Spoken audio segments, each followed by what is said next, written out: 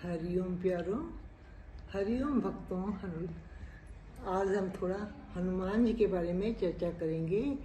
मंगलवार का दिन हनुमान जी का होता है बजरंगबली। हनुमान जी महाबलशाली, राम जी के सेवक और सभी के संकटों को दूर करने वाले, संकट हरण मंगलकरण इनको कहते हैं। ये प्रभु हनुमान जी जो है मंगलवार का दिन इनका विशेष माना गया है। ये बचपन से ही नटखट थे, जिसके कारण इनको साधु संतों ने श्राप भी दिया था, हैं भूलने का।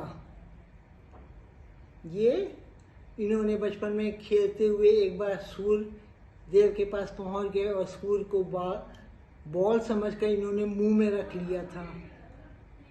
सब तरफ अंधेरा ही अंधेरा हो गया। इस प्रकार से इनकी बचपन की अनेक लीलाएं हैं। ये साधु संतों को परेशान करते थे। जब वो समाधि में होते थे तो उन्होंने श्राप दिया था कि तुम भूल जाओगे, लेकिन श्राप के साथ वरदान ये दिया था जब तुमको कोई याद कराएगा तो तुमको सब कुछ याद भी आ जाएगा। ये बल बुद्धि देने वाले हैं, संकटों को हरने वाले हैं।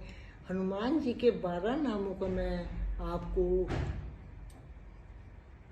बताती हूँ। इन 12 नामों को आप सोते जागते उठते बैठते किसी समय भी जाप करते रहें।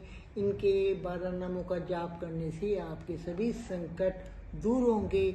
आप जिस कार्य क्षेत्र में जाएंगे आपको विजय प्राप्त होगी। नाम पहला नंबर 1 से शुरू करके नंबर 1 पहला हनुमान जी, अंजनी पुत्र। Number 3 वायुपुत्र। Number 4 महाबलवान। Number 5 Ramesh. Number 6 फागुन सखा। नंबर 7 पिंगाक्ष। उसके बाद है अमित विक्रम, उदित कर्मण, सीता शोक विनाशनम, लक्ष्मण प्राणदाता, दश ग्रीवस। 12वां नाम है।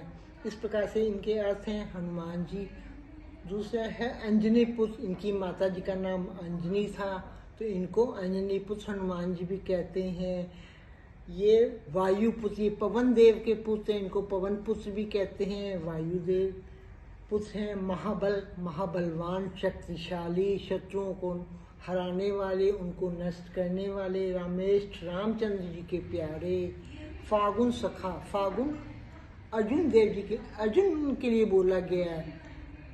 जब महाभारत के युद्ध के समय जब अर्जुन और कौरव का युद्ध हो रहा था, पांडव और कौरव का, उस समय ये उनके रथ की ध्वजा के ऊपर विराजमान थे और अर्जुन की रक्षा कर रहे थे और उन्होंने पूरे महाभारत का दृश्य भी देखा था।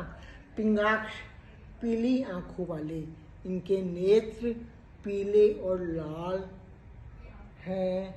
अमित विक्रम, अनंत पराक्रमशाली यानी अधिक शक्तिशाली, सबसे अधिक शक्तिशाली हैं। कठिन से कठिन काम को आसानी से करने वाले हैं।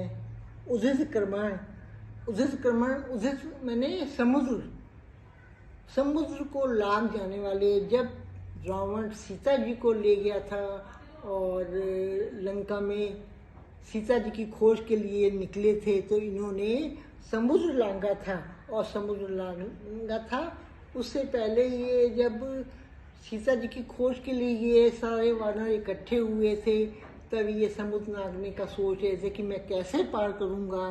तब इनको नल नील लोगों ने याद कराया था।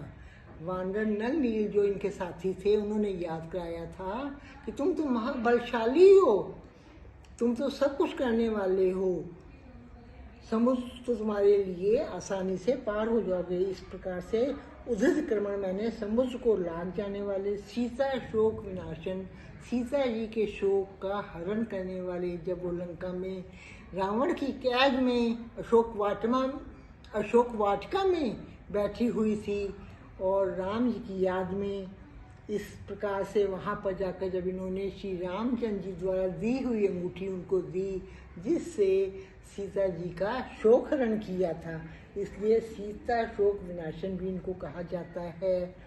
लक्ष्मण प्राणदाता, लक्ष्मण को बचाने वाले, लक्ष्मण जी को जीवन देने वाले।